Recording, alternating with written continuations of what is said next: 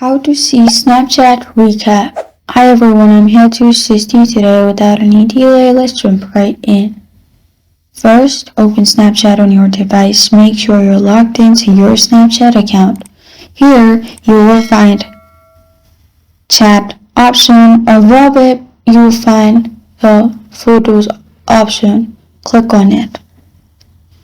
Now, in my case, at the top, you'll find reset from camera roll.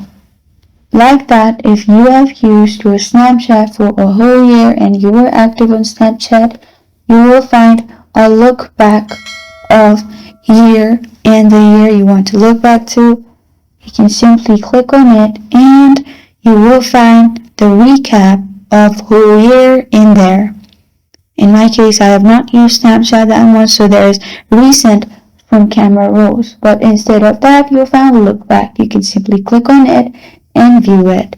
This is how to see Snapchat recap.